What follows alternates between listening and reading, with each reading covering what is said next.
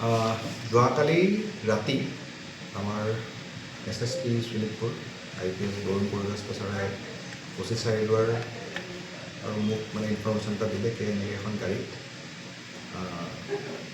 মদ আহি আছে মানে অৰুণাচলী লিকাৰ।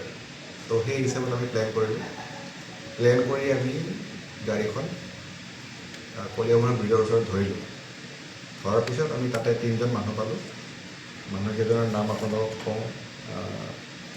ঋষিকান্ত সিং, তাৰপিছত এটাৰ নাম হ'ল আপোনাৰ ইবচা সিং আৰু এটা মণিৰাম ৰাভা। এই 3জন মানুহ আমি এপ্ৰিহেণ্ড কৰিলোঁ।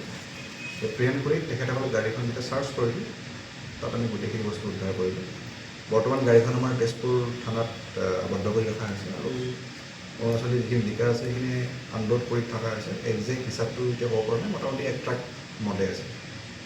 ক'ৰ পৰা কলৈ নি আছিলে তেওঁলোকে? এইটো ভালুকপুঙৰ পৰা নাগালেণ্ড ফালে গৈ আছে সিহঁতে কোৱা মতে আৰু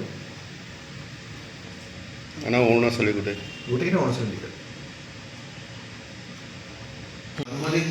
কিমান মূল্যৰ হ'ব পাৰে? এইটো মানে হিচাপ কৰা মতে 15 পৰা 20 লাখ টকাৰ ভিতৰত হ'ব লাগে আৰু অনুমানিক 15-20 লাখ টকাৰ হ'ব লাগে অবৈধ সুৰা। কিন্তু মানে একজেক্ট হিচাপটো আমিও ক'ব নোৱাৰোঁ, এক্সেছে ক'ব পাৰিব, কিন্তু এনে গম পোৱা মতে 15-20 লাখ টকাৰ ভিতৰত হ'ব লাগে।